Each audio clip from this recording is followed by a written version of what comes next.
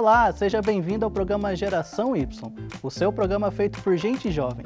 Aqui você fica por dentro de diversos assuntos, de cultura pop, entretenimento, comportamento e muito mais. Vamos mostrar do nosso ponto de vista como a informação pode ser divertida, diferente do que você já conhece. E para começar, a gente vai trazer uma reportagem sobre planejamento de estudos. Afinal, as férias já acabaram. E sempre no início de ano a gente escuta várias promessas, do tipo vou levar a sério, estudar firme. Claro que para isso é preciso força de vontade, dedicação e organização, não é mesmo, Rafael? É isso mesmo, Tamires. Por isso eu conversei com uma especialista e uma aluna bem dedicada que vão apresentar dicas bem legais para dar conta do ano letivo e não passar sufoco. Roda aí!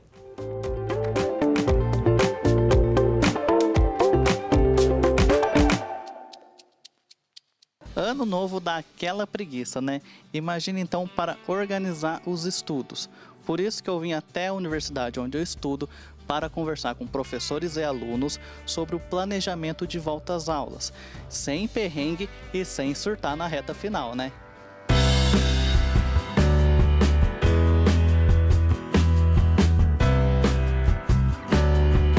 O nosso primeiro bate-papo foi com a minha colega de sala, Alessa Ribeiro. Ela é daqueles alunos que levam a sério os estudos, viu?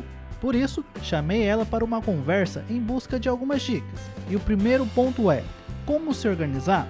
Alessa, conta um pouco pra gente da sua rotina. Olha, esse ano é meu último ano na faculdade, então vem o TCC, temido TCC, né? E com isso eu tenho que me planejar mais. Então virou um negócio de necessidade. No último ano eu meio que dei uma escorregadinha, não me planejei tanto. Mas para esse ano eu já comprei um planner para eu conseguir assim me organizar direito. Então eu gosto de visualizar o que eu preciso fazer, as minhas metas, o que eu quero cumprir durante o ano.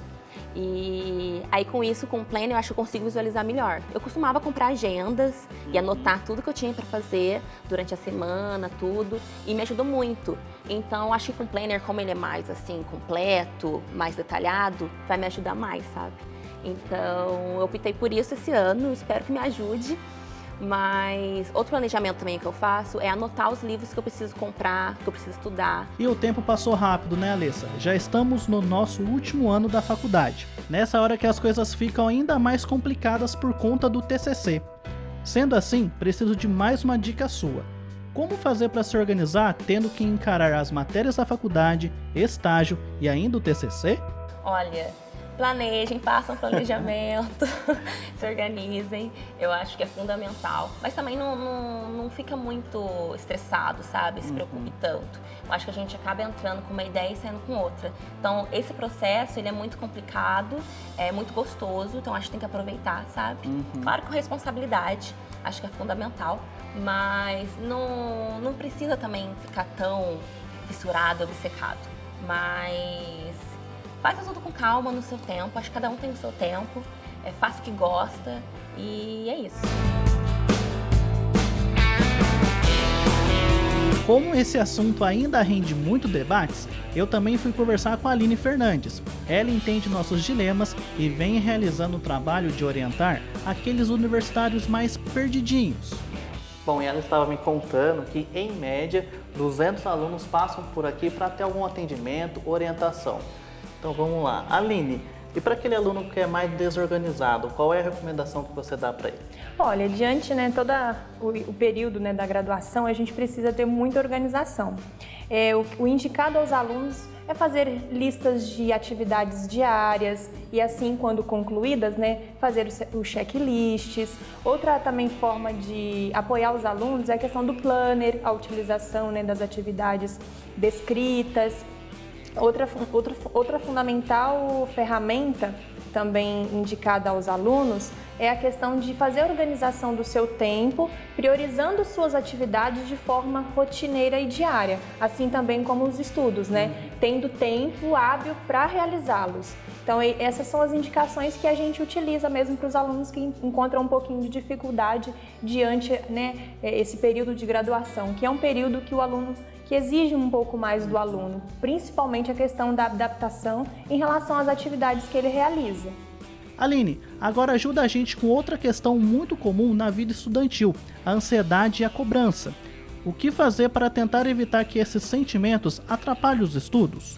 Quando o aluno é desorganizado, em consequência, né, a gente tem a ansiedade. Por quê?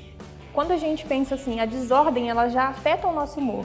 Quando a gente vê coisas bagunçadas, a gente não consegue perceber aquilo, visto, né, os vários estímulos, a gente não consegue se concentrar nas atividades, a gente perde o foco das atividades. Então, a desorganização é um fator negativo relacionado à questão do desempenho acadêmico também, porque a gente consegue perceber vários estímulos, né, diante da desorganização. Assim, em consequência, a gente tem essa questão, né, de mexer com o nosso humor, da gente ficar um pouco perdido, não ter o foco atencional, né, diante das atividades que a gente realiza, no caso o aluno. E se você pensa que não dá para estudar, fazer estágio sem interferir na vida social, está enganado. A Aline me contou que dá para fazer tudo isso e mais um pouco. Só depende da sua organização. Fazer a organização do seu tempo, de organizar as atividades diárias e também priorizar os momentos de lazer, os momentos da alimentação, os momentos, né, que o aluno tem do sono, porque tudo isso é influência para a parte da aprendizagem. Então, tudo isso, se a gente pensar como uma cadeia assim, a gente consegue subrelacionar, né, esses pontos diante o processo de aprendizagem do aluno, que deve ser estabelecido de forma sadia. Então, se o aluno sabe organizar esse tempo, consegue delimitar de forma ampla e planejar das suas atividades, ele consegue automaticamente ter o tempo para o lazer, ter o tempo para se alimentar direito, ter o tempo para um sono, né, de qualidade. E tudo isso é influenciador positivo para a aprendizagem também.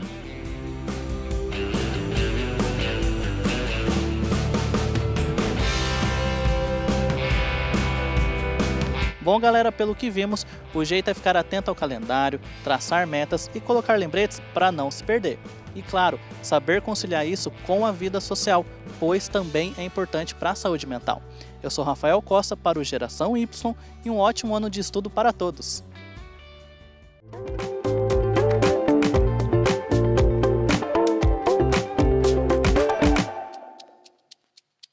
Bem legal, né, Tamires? Com certeza, já vou tentar colocar as dicas em prática. Bom, o assunto de organização é importante, mas agora a gente dá uma pausa para falar de cultura e entretenimento. É hora do quadro Resenha Cultural. Isso mesmo, e quem preparou a resenha de hoje foi você, né, Tamires, que vai nos contar sobre o filme Zuzuêndio, não é isso? É isso mesmo. O filme não é muito recente, mas traz uma temática que ainda precisa ser debatida nos dias de hoje: o autoritarismo e a ditadura militar. Bora conferir?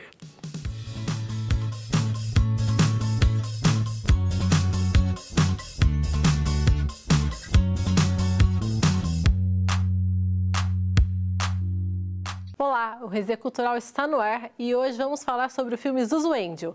O filme, lançado em 2006, aborda o período da ditadura no Brasil e é baseado na história da estilista de moda Zuzuêndio, que teve o filho desaparecido durante o período militar. Não sou só um estudante, minha mãe. Sou militante político, socialista. O nome dele é Stuart Edgar Angel Jones. O longa mostra a dor e sofrimento da estilista, que recebe uma carta dizendo que o filho foi torturado até a morte. A partir daí, nasce na história do país a figura de Zuzuêndio, que se tornou um símbolo de luta contra a ditadura militar. Isso vocês não podem fazer! A senhora meça suas palavras, senão será presa por desacato a este tribunal! Desacato é impedir o direito sagrado de uma mãe enterrar o seu filho! Então fica essa dica para que todo mundo conheça um pouco desse período e também da luta daqueles que acreditaram na democracia do país.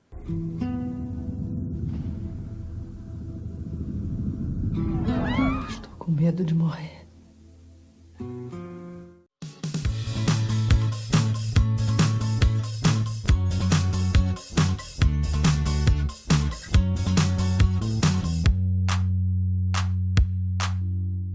Bom, agora a gente vai fazer uma pequena pausa, mas já voltamos com Geração Y. Não saia daí, porque no próximo bloco a gente traz dicas sobre planejamento financeiro, principalmente para nós jovens que temos que lidar com as contas do dia a dia e ainda que está na universidade.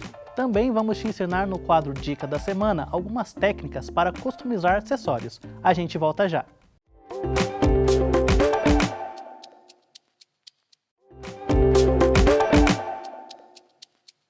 Voltamos com Geração Y. Rafael, como o nosso programa de hoje está falando sobre planejamento e organização, tem uma pergunta para você. Como está o seu planejamento financeiro?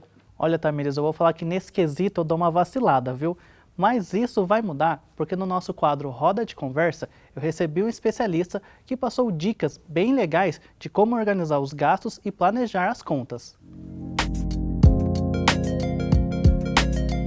Hoje o nosso Roda de Conversa vai falar sobre o planejamento financeiro dos jovens. Para este bate-papo estão aqui comigo as minhas colegas Iana Carvalho e Geisa Ramos. E recebemos aqui no estúdio o professor Cláudio Freitas. Tudo bom, professor? Tudo bom. Professor, eu começo então perguntando quais são as maiores dificuldades financeiras dos jovens atualmente? Então, a maior dificuldade do jovem hoje é controlar o dinheiro que ele tem, os rendimentos que ele tem.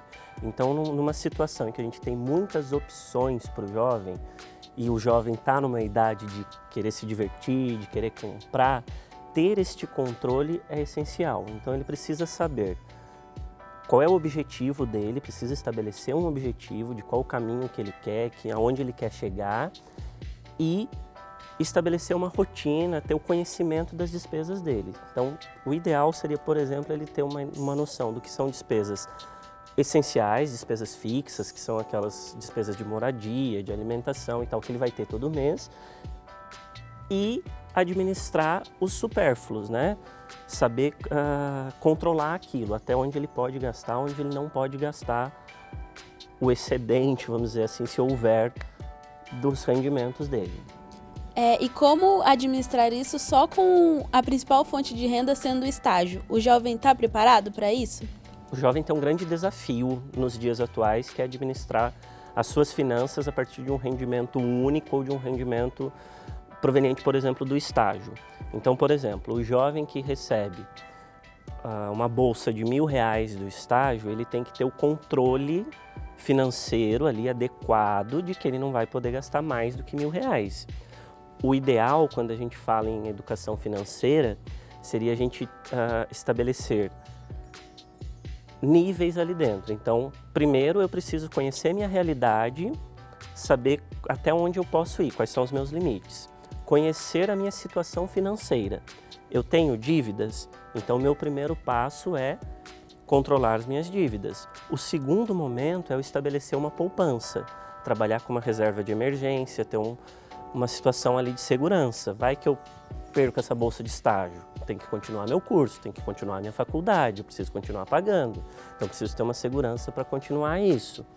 Depois desse patamar, e aí o jovem precisa começar a trabalhar isso desde o começo, controlei as dívidas, iniciei a poupança, começo a investir, que é o terceiro estágio aqui de uma educação financeira adequada. E quanto antes isso começar, quanto antes essa cultura for incorporada, melhores os resultados para ele quando se formar, quando tiver aí uma perspectiva com mais oportunidades para ele. Muitos jovens recorrem aos financiamentos estudantis para ingressar em uma universidade e se manter, né? E quando se formam, acabam saindo endividados. Como lidar com os financiamentos estudantis para que isso não ocorra? Então, o primeiro passo é ele já se organizar também no longo prazo. É claro que, pensando em longo prazo, várias coisas vão acontecer ali. Então, ele vai sair da faculdade, vai iniciar a carreira dele, vai conseguir um trabalho, enfim, vai construindo a carreira dele. E com essa carreira, ele vai ter que suprir o financiamento estudantil que ele postergou ali. Então, o primeiro passo é montar uma planilha, por exemplo. Hoje a gente tem N aplicativos aí que facilitam esse controle financeiro e conhecer sua realidade, conhecer seu contexto. A partir daí, ele pode estabelecer, por exemplo, duas opções de poupar. Uma opção para segurança e para outras metas, outros objetivos que ele tenha no futuro. Eu quero fazer uma viagem, já vai guardando dinheiro desde já. Quero pagar a formatura, que é um custo que ele vai ter, vai organizando já essa poupança. E a outra situação é, paralelo a isso, mesmo que ele coloque R$10 por mês, R$15 por mês, um valor baixo ali, se puder pôr mais melhor, lógico, mas mesmo que ele coloque um valor baixo, o ideal é ele já ir fazendo uma poupança para suprir pelo menos os primeiros meses que ele vai ter que dar conta ali desse financiamento estudantil. Então a ideia, dentro dessa proposta de educação financeira é que ele já se organize desde agora. Então não é porque ele está pagando metade agora e metade ele vai parcelar lá no final, que ele não vai se preocupar com isso desde já.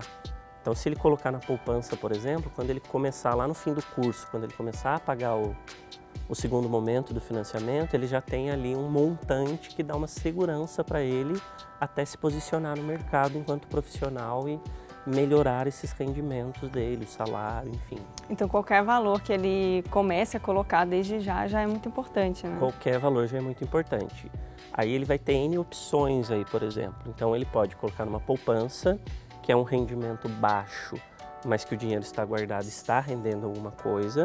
É aquela máxima, né? Dinheiro não aceita desaforo. Então o dinheiro parado perdeu valor, deixa na poupança que ele está rendendo. E aí ele tem outras opções seguras também. Ele tem a opção, por exemplo, se ele já tem uma perspectiva de que eu estou entrando agora na faculdade, daqui a 4 anos termina o meu curso, ele pode, por exemplo, buscar uma opção do Tesouro Direto, que tem um rendimento um pouquinho mais rentável.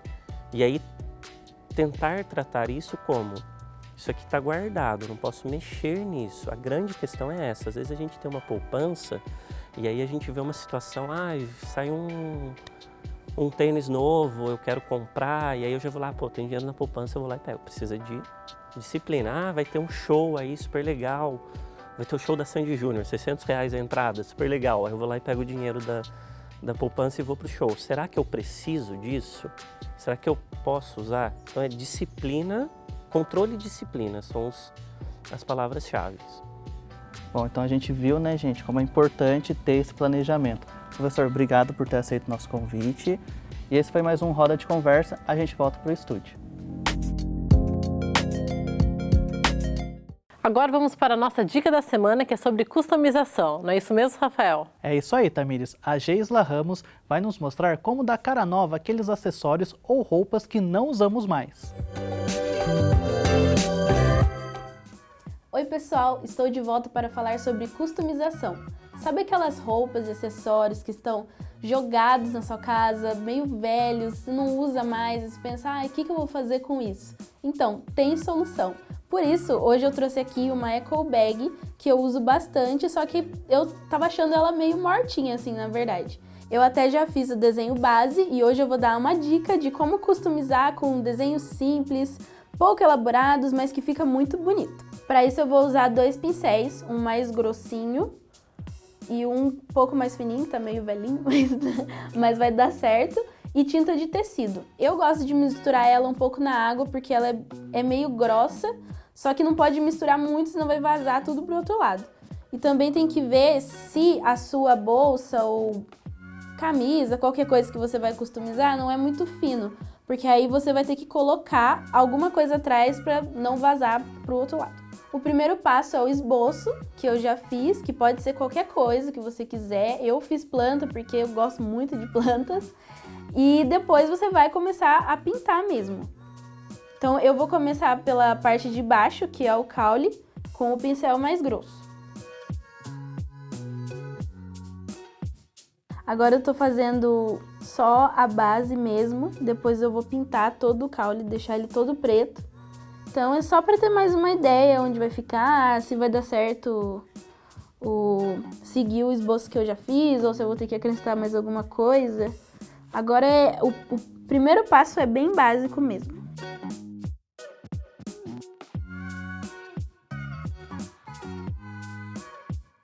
E eu continuo molhando o pincel para a tinta espalhar mais, que ela é meio...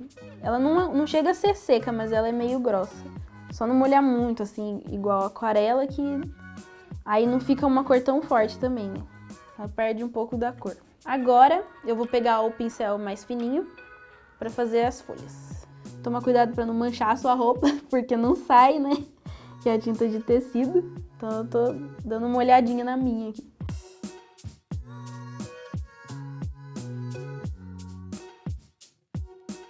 Aqui eu já errei, era para ter começado pelo lado esquerdo, já que eu sou destra. Então eu devia ter começado pelo lado esquerdo, ao invés do direito. Então, se eu continuar o desenho sem esperar um pouco secar, eu vou borrar todo esse lado quando eu for pintar essas folhas. Aí você que está em casa tem que tomar muito cuidado para não fazer isso. Sempre comece. Se você for canhoto, comece pelo lado direito. E se você é destro, comece pelo lado esquerdo para ir pintando assim e não borrar.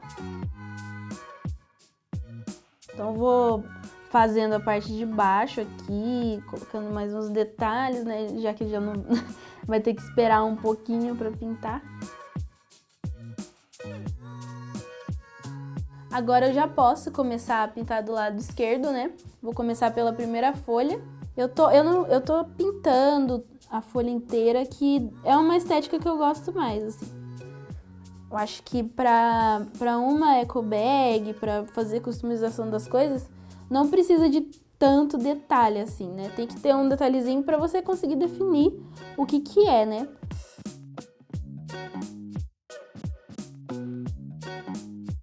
É muito importante seguir mesmo o desenho para não se perder, mas também vai surgindo umas coisas novas, igual o jeito que ele tá ficando eu tô gostando muito. Eu não esperava que fosse ficar tão esfumado, eu acho que... Eu não sei, eu acho que foi o tipo de pincel ou de tecido, eu nunca usei esse. Mas tá ficando um efeito muito legal.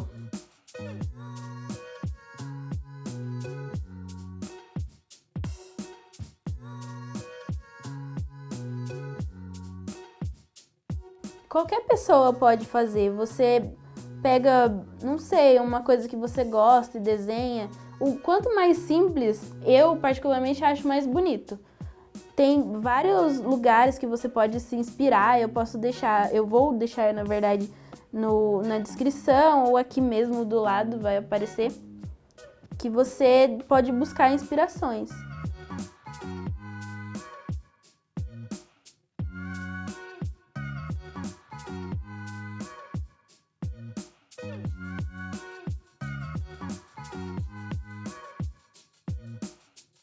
E agora eu tô finalizando, só retocando algumas partes que eu acho que tá meio borrado, mas se tiver borrado também não tem problema, que fica como um estilo diferente.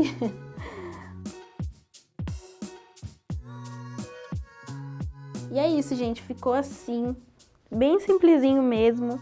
Aqui dá pra ver que tá um pouquinho borrado, aqui também, mas... assim, nenhum problema. Eu não vejo nenhum problema, acho que faz parte mesmo. Não dá pra ser 100% perfeito. Gente, é isso. Se você tiver qualquer dúvida ou sugestão, é só mandar para esse e-mail que vai aparecer aqui. E obrigada, até a próxima!